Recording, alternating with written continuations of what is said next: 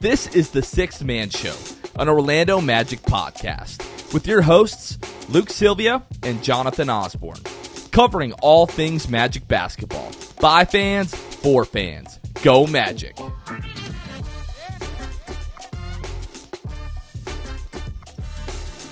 What's going on, Orlando Magic fans? You guys are back with the Sixth Man Show. Today is August 28th, 2023.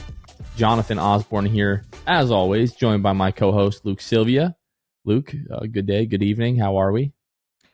You know, your birthday was recently, Jonathan, the old Dirty 30 on, I believe, was that Friday? Mm-hmm. Then I got mine on Tuesday, and kind of a joint birthday gift we're getting is potentially a hurricane. So we're, I think, Idalia, something like that. They forecasted to maybe hit, we're predicted to get this hurricane, at least, definitely somewhat. So it's hurricane season officially. Yeah, everyone in Central Florida, please, as you're listening to this, make sure that you're getting prepared. You never know what's going to happen. Obviously, we're all watching the storm, and right now, Luke and I are both in the quote-unquote cone of uncertainty where this thing is going to end up. So, obviously, we'll keep you all updated. Our boy, producer Kevin, is out of town. He's on the West Coast. He's in Vegas right now for a work trip. So, if there is some kind of hurricane and Luke and I are both without the facility and the ability to record, we don't really know what that means for Thursday's episode. So obviously we hope everyone would understand if we didn't release an episode on Thursday, if there was a natural disaster. So, but we'll keep an eye on that, and you all know we'll do our very best to make sure that we're able to put out an episode on Thursday. Luke, not a lot of Orlando Magic news. If it were not for the World Cup, we would really just be there would be nothing to talk about, really. Obviously, on the last episode, we relayed the awful, tragic news about the passing of Stan Van Gundy's wife, Kim Van Gundy. And what was that? Saturday afternoon, there was a photo that started to circulate. I think Marcin Gortat posted it to his Instagram first, I believe, and then Jameer Nelson posted it to his Instagram story, and then we shared it to Twitter. Just obviously awful, horrible, tragic circumstances. Would never wish this upon anybody, but this photo that we're about to describe came across my feed, and I just could not help but just be incredibly, the 14-year-old kid in me was giddy at the sight of this photo. So obviously you have Stan Van Gundy, who's sitting in between Sid Powell, who is long time equipment manager for the Orlando Magic and still works within the organization. But then right next to him on the other side, Jameer Nelson.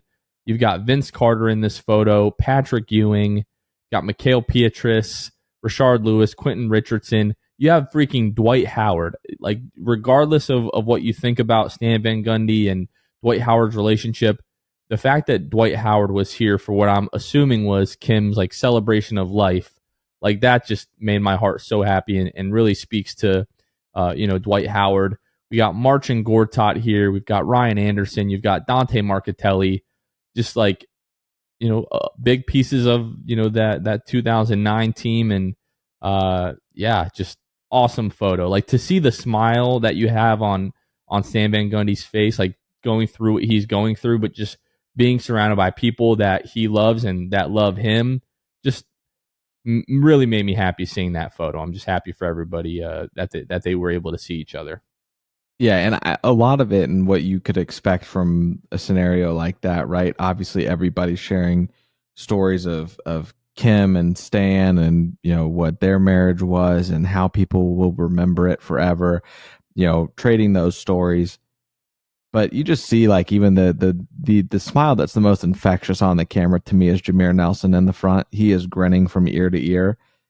Just tells me that they were able to reminisce, and I think that is so cool. And that's the barrier we don't get to see get broken down, right? We don't get to see what these guys' dynamic is outside of this run that they had as a team. We don't see Dwight and Stan, and their conversations they've had since everything that happened in Orlando. And I think it also just kind of we talk so divisively about this Dwight versus Stan thing, and what is this, and why it's so wrong, and who was in the wrong, and was Dwight bluffing, was Stan full of it, whatever, right? We have these conversations that in the end make you look so silly because you see this.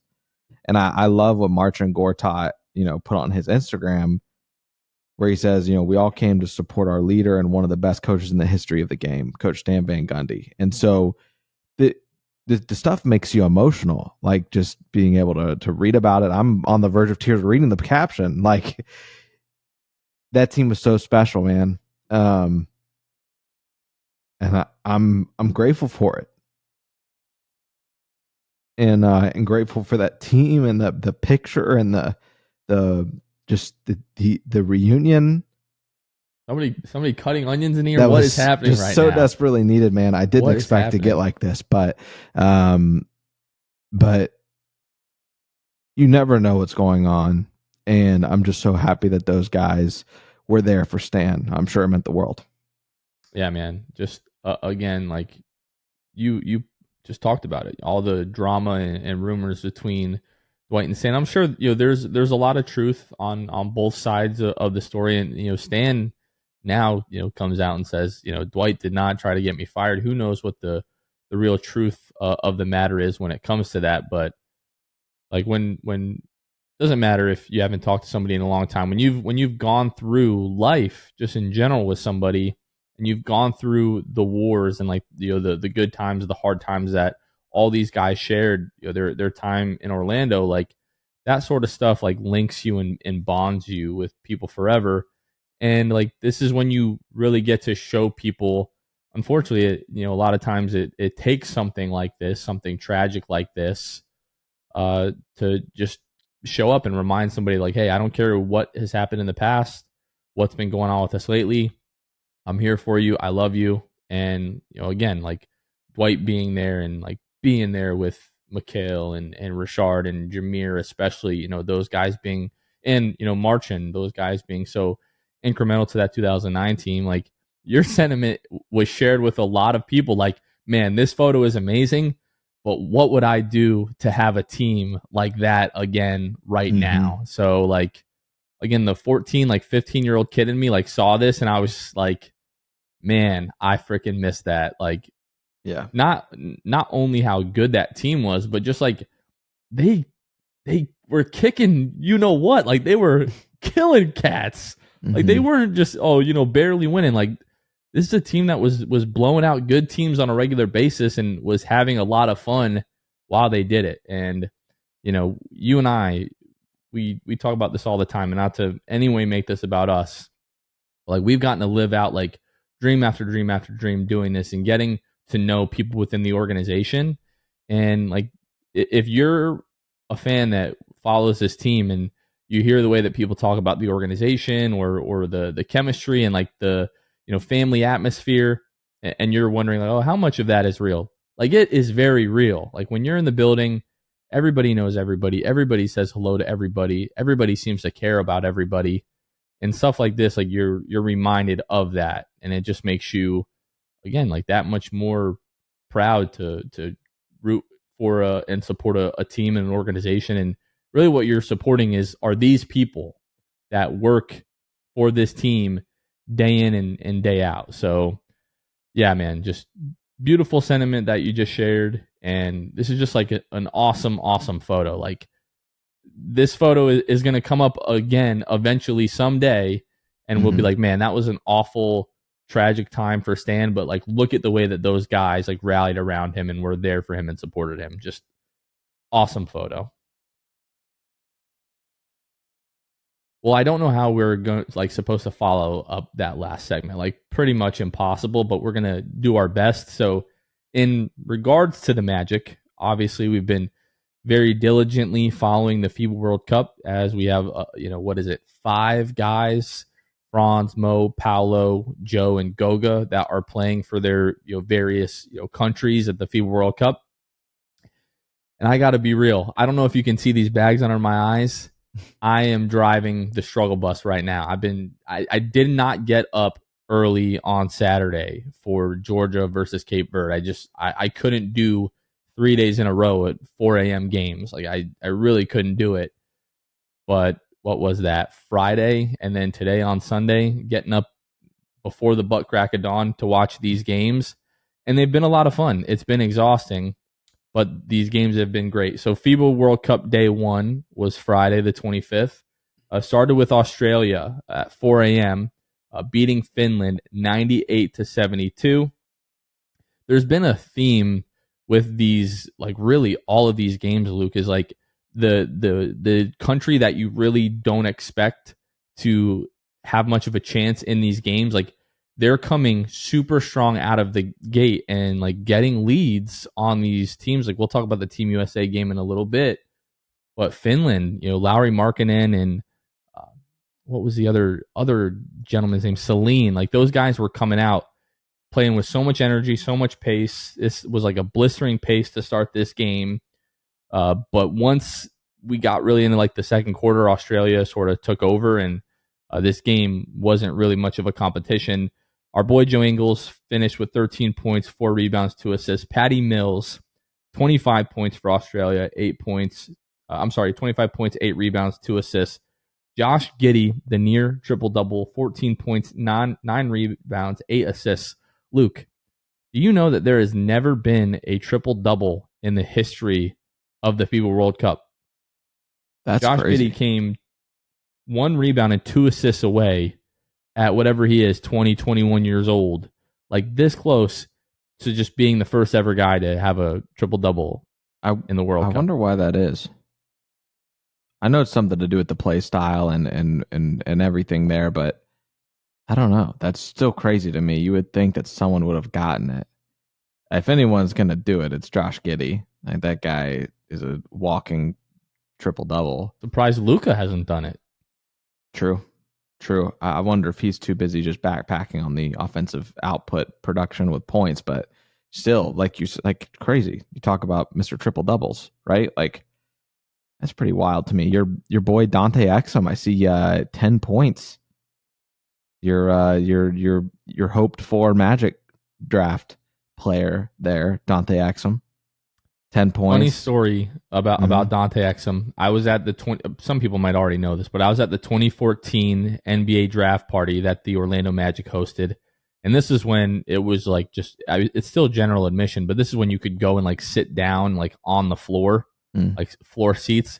So I sat underneath like the south baseline, and as the Magic are making their pick, there was like a cameraman there from the Orlando Sentinel and was videotaping me, my then girlfriend, now wife, and my brother-in-law, I believe, was there with us. And I think maybe if you've been listening to the podcast for a long time, I think Will Robles might have been there with me. And I was the international man of mystery that year, Dante Exum, coming out of Australia with the 4th pick. I was locked in on Dante Exum. That was my pick. And it was Aaron Gordon, and you see me just, not happy about that. And I was really wrong about that. But yeah, Dante Exum was awesome. Like, came into this game when they really needed like to get to the rim. That was the issue with Australia early in this game. Just he was great in this game. Yeah. Yeah, I mean, and then, like you said, Australia obviously takes over, wins this game by not even close, right? They win this game by a lot. What is that, 26 points, I think? So, yeah, Finland, Lauri Markkanen can only do so much. He tried to put the team on his back and just couldn't get it done.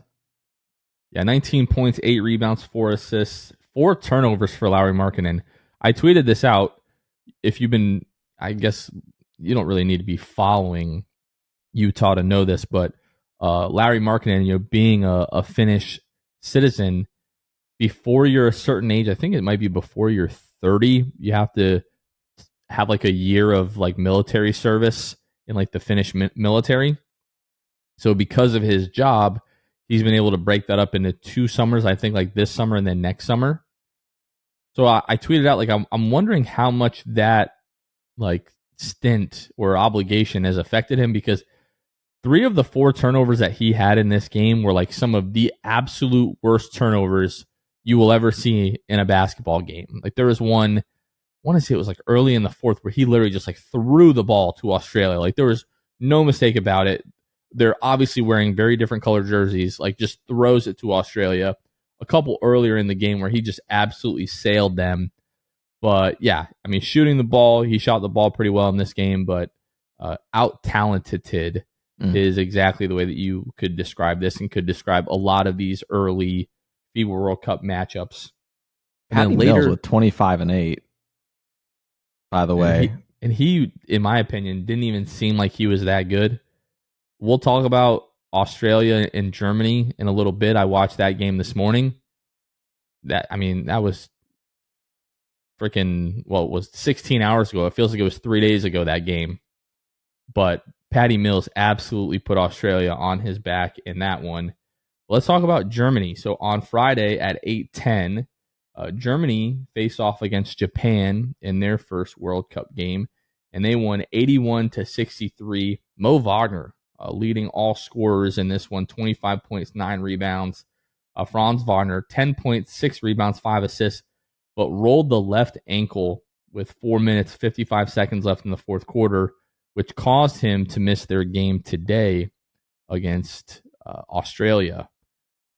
We know Franz is a super tough guy, was photographed walking around in the boot. Never a great sign. Hopefully it's just sort of like precautionary.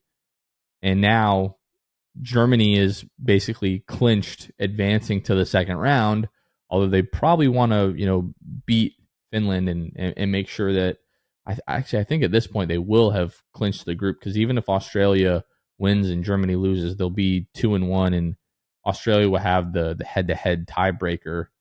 I think in FIBA World Cup it's a head-to-head tiebreaker, but when it comes to seeding in the second round, Germany should still be able to take care of Finland, so maybe we see Franz sit, but who knows. But the last thing that we want to see, the point that I'm trying to make, is the last thing that we want to see as Magic fans is one of these guys getting hurt in the World Cup and it potentially affecting the Magic's regular season. So that will be something that we need to keep an eye on.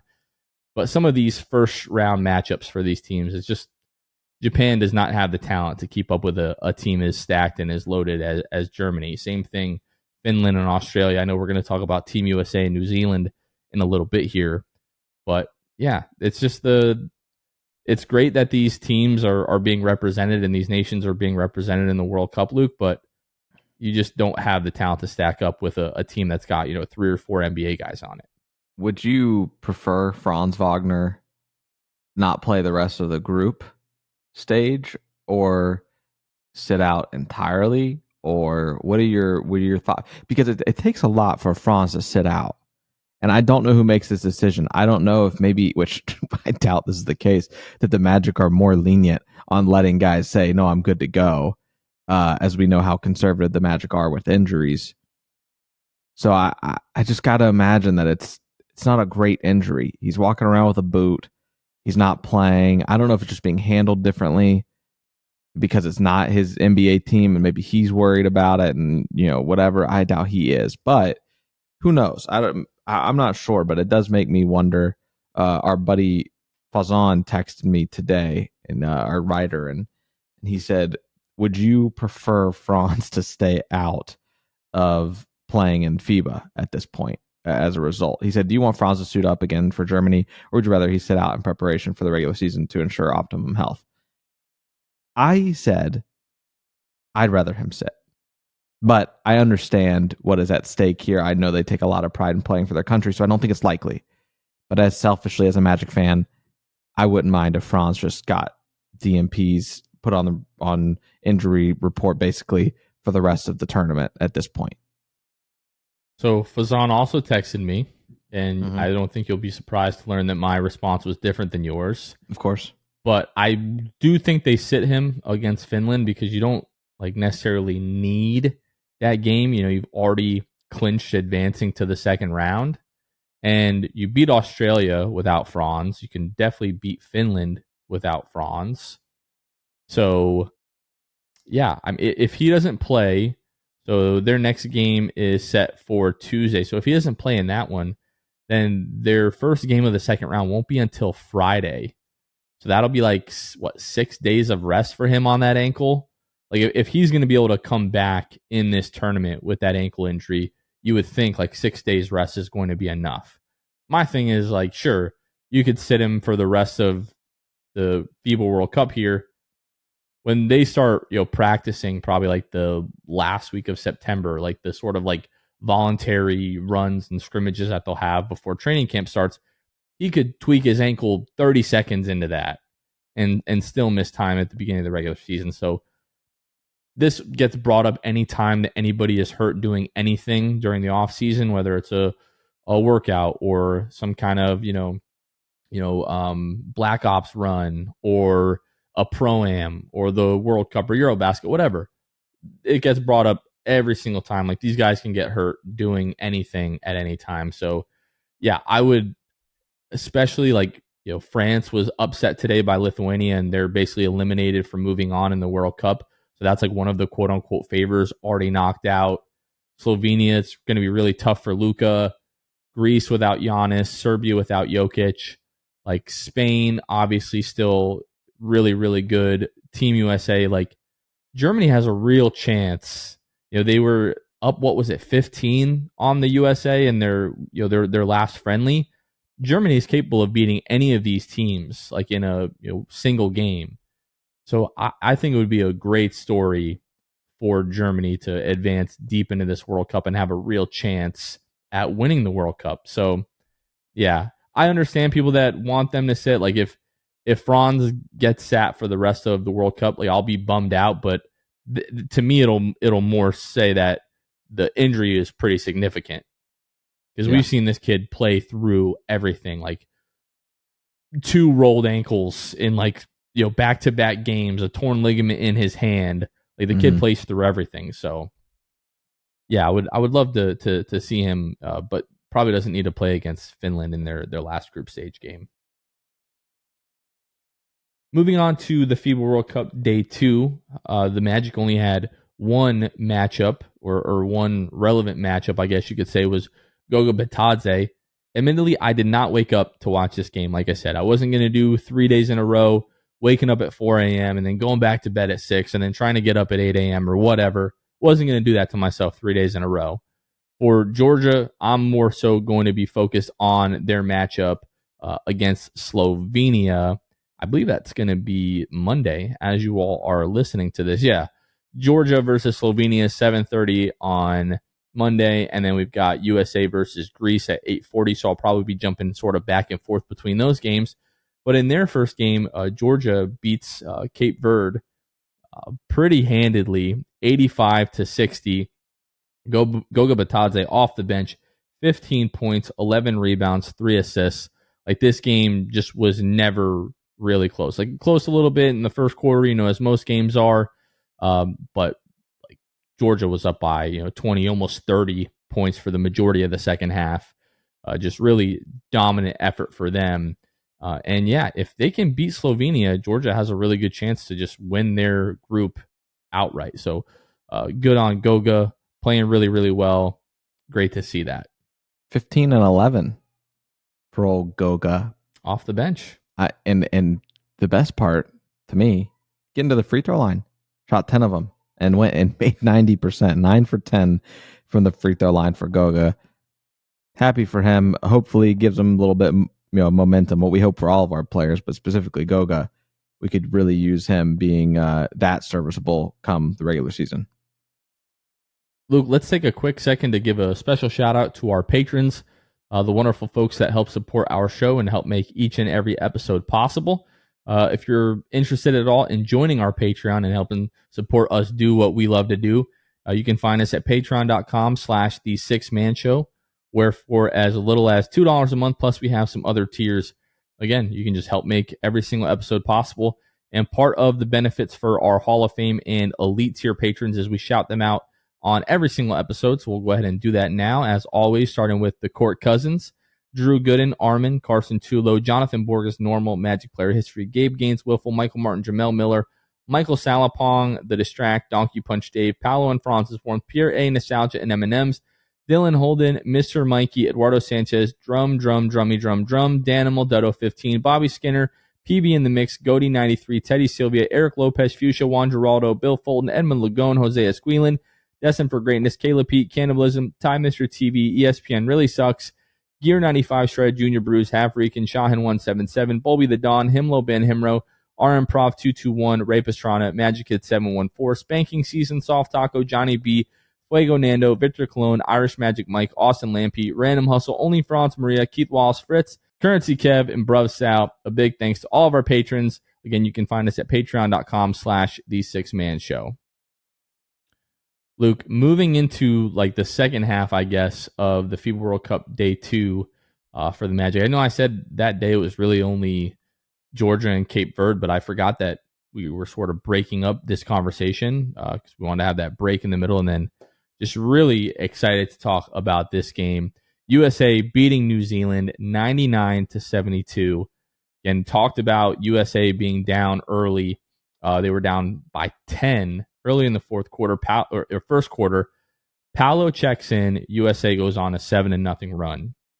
5 minutes in the first quarter, Paolo has 5 points, 3 rebounds, 2 blocks. Just completely dominant in his first stint. Paolo also played the last minute and a half of the second quarter with Jaren Jackson being in foul trouble. USA led 45-36 at the half. So credit to New Zealand. Again, got up big on the U.S. in the first quarter and kept it respectable in that first half. Paolo checks in like a minute and 45 seconds into the third quarter. Again, Jaren Jackson Jr. picking up a foul. He's in foul trouble. And Paolo just has this phenomenal, like, it was like a transcendent, like, out-of-body experience, I'm sure, for him. It felt that way for me. Like, watching this kid dominate as a 20-year-old, fresh off his rookie season on the world stage, 12 points in the third quarter, including back-to-back threes. The second, like, being like this, like, step back, like, off the dribble. Just absolutely disgusting. 12 points in the third quarter again. Jaren Jackson Jr. starts the fourth quarter. Paolo checks back in with just under 6 minutes to go. Jaren Jackson Jr. fouls out. And in the last 4 minutes or so before he's checked out of the game, adds another 4 points, 2 blocks, 1 rebound, 1 assist in 4 minutes. Ends with 21 points, 8 of 10 from the floor, 3 of 5 free throws, 2 of 2 behind the arc, 4 rebounds, 4 blocks, and probably like 3 other shots that he significantly altered. Added 1 assist. He was a plus 22 plus minus in this game, Luke. Just absolutely fantastic. By far the most fun that I've had so far through this World Cup. Like, Paolo just being the best player on a team that features 4 All-Stars, being the best defensive player on the floor in this game, in a game that also featured this year's Defensive Player of the Year, leading Team USA to a victory in the group stage. Just, like, could not have been more excited and just happier for Paolo and also for us because the kid's just amazing. He is. And just the ability to come in and do this, like you said, as a 20-year-old and capitalize on all of it, right? He gets basically starter minutes. He has the 5th most minutes played in this game of anyone, on the USA team, right? So you had guys like Anthony Edwards, Jalen Brunson, Austin Reeves, Paolo, and Bridges essentially getting the most minutes on the team in this one. It was super nice to see that, that Kerr was willing to just ride the hot hand, acknowledge that Paolo was taking over and doing his thing on both ends of the ball. There was no reason to take him out because there was nobody else better to put in for him. He was having that good of a game, making plays on, like I said, both ends of the court, and efficiently, 80%, 8 of 10, 2 for 2 from the 3-point line. This was a game that Magic fans can get excited about because of Paolo Banchero, and obviously we get the acknowledgement afterwards from the media, right? It didn't matter which, who I saw tweet it, whether the reporter had 10,000 followers or 100,000 plus followers. Made me super happy to see that they were tweeting about Paolo in a positive light. People that don't cover the Magic, that aren't fans of the Magic, saying there's two guys on this roster, this Team USA roster, who I think are going to be great players one day or will continue to ascend, in Anthony Edwards and Paolo Banchero. So just incredible to see from Paolo and super proud of him. So the comments made by Bill Simmons about a week ago now, that came after the Germany USA friendly at the USA Showcase in Dubai. Like both teams' last friendly before the World Cup. And in that game, again, US was down like 15, I think, like in the third quarter. And Paolo was in the game, helped start that run for the US. And sure, he missed some free throws late in that game. We know that Paolo hasn't been a fantastic free throw shooter so far. We all know that he needs to improve on that end. I mean, he missed 2 free throws in this game, but it's just because Paolo's not a great free throw shooter. Bill Simmons, in his conversation, I think it was with Jacoby and Kevin Wild, if I'm not mistaken, he framed that as in like, oh, I'm going to file this away for like a couple of weeks when U.S. is down 5 in like a semifinal game against France, which, funny enough, France was eliminated today. But like, I'm going to remember that Paolo, missed those free throws, and this just becomes a question of like, who's ready for this? Basically alluding to the fact that he thinks that Paolo may not be ready for this world stage. And the fact that the first chance that Paolo got to follow up those comments was to, like, it wasn't even close. Paolo was the best player on the floor for both of these teams, and like just doing it defensively as well. We talked about this on the, a couple episodes ago, I think, but just how like Paolo hasn't been asked to score and like carry like the offensive load for Team USA. He's been asked to rebound and basically be a rim protector and get out on the break and move the ball around and facilitate. And he has absolutely shined and excelled in that role.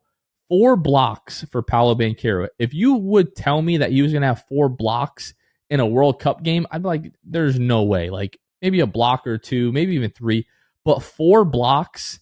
And there were a couple other attempts by New Zealand that I was sure that Paolo got to. So he absolutely affected those, was really close to blocking those.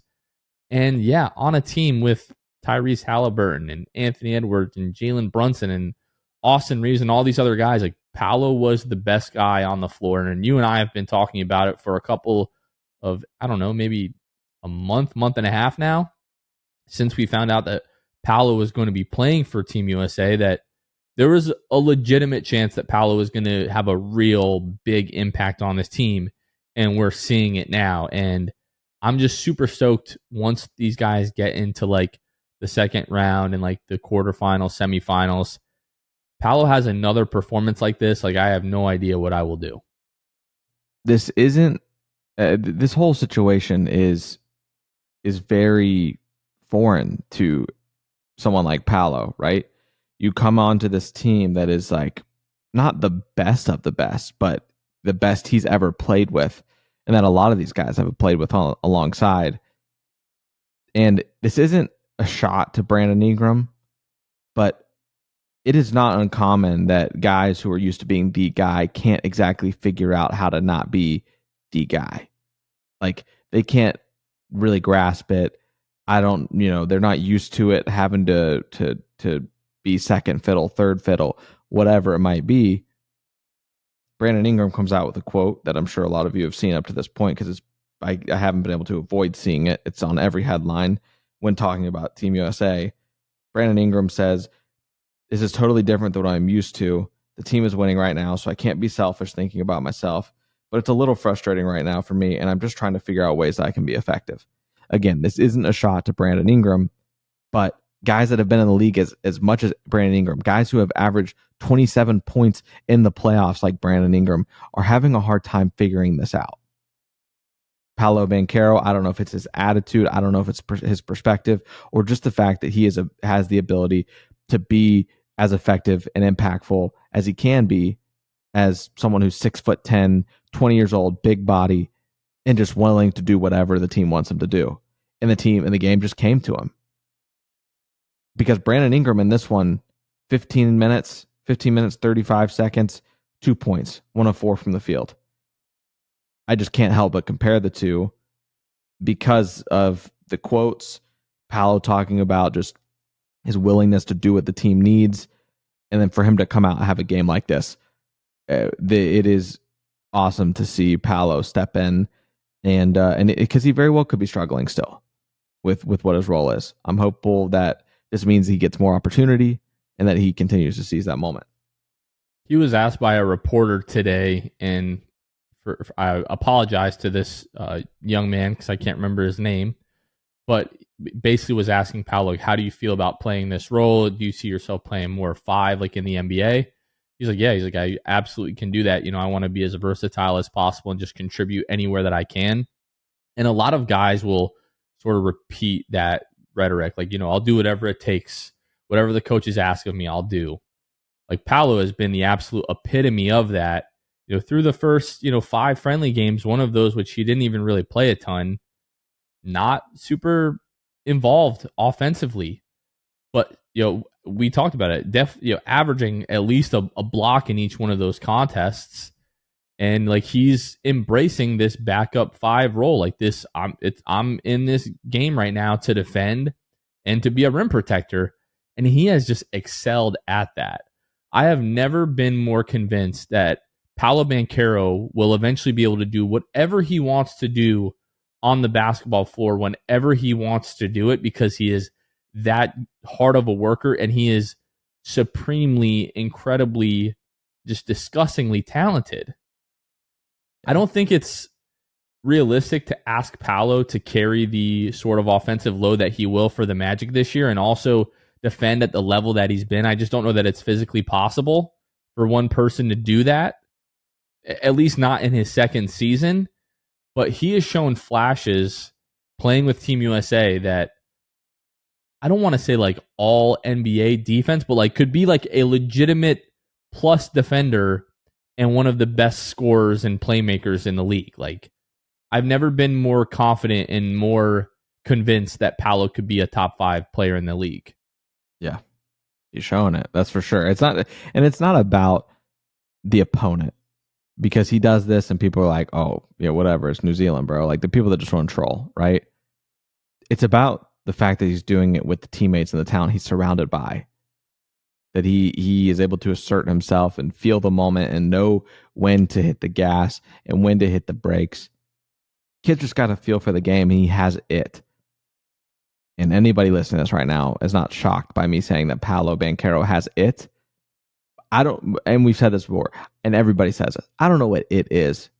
Paolo's got it, but it becomes way more important and can escalate what it is, right?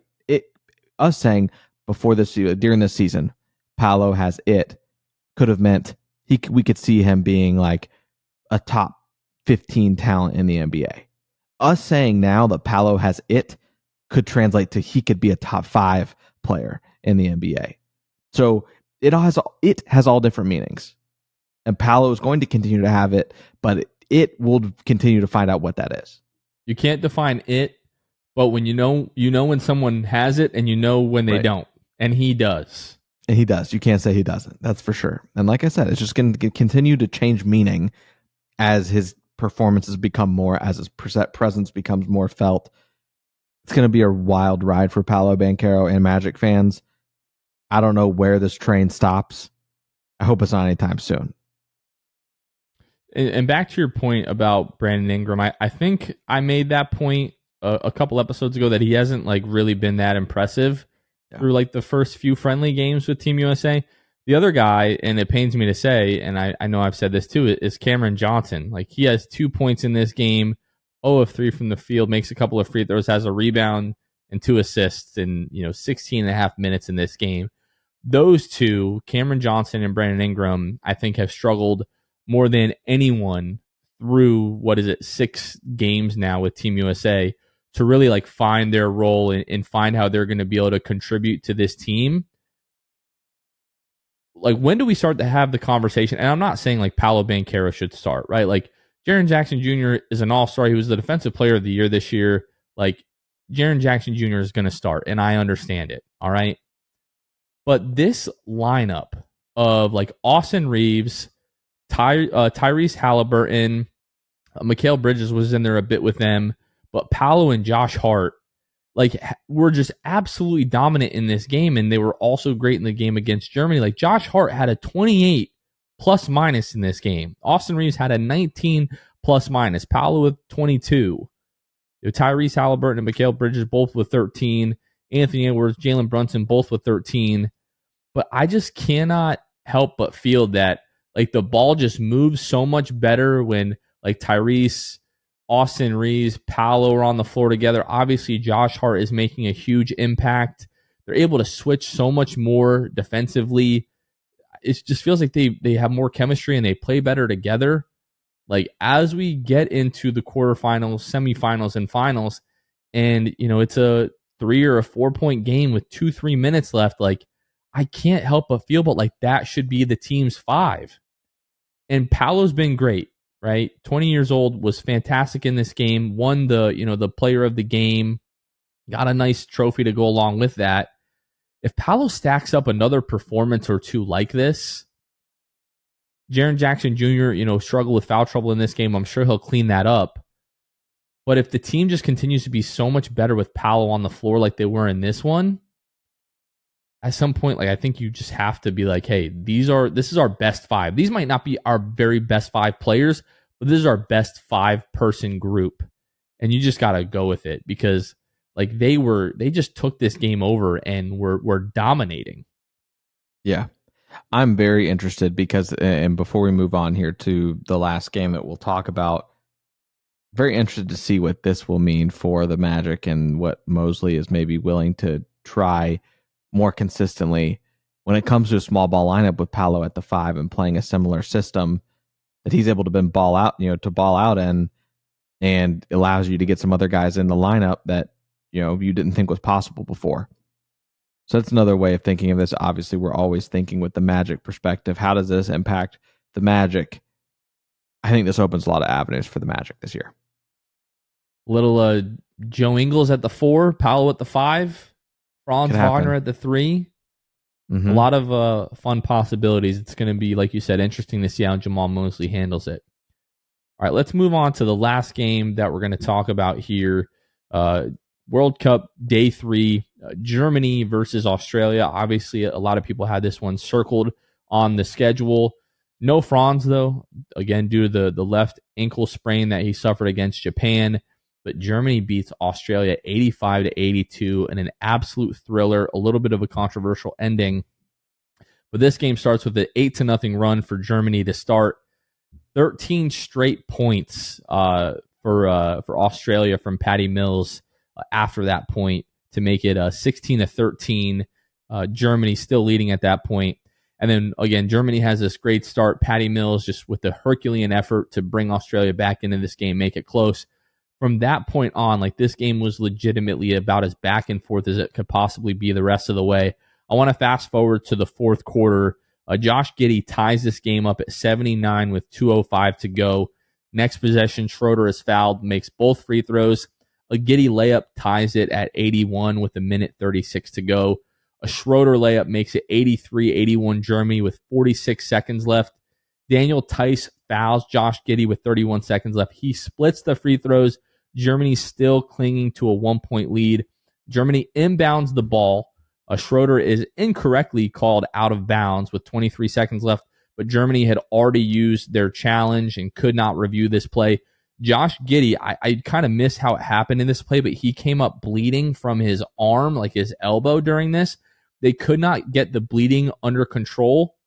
So Josh Giddey actually had to be subbed out of this game, eventually gets subbed back in. But a Maudo low layup with 2 seconds left gives Germany a 3-point lead.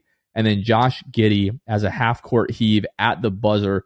There was a little bit of contact on that heave. To me, it looked like after the release, but you're just not going to get that foul call on a half-court heave at the buzzer. So Germany basically escapes. Again, no Franz Wagner in this game, but Germany advances to the knockout round.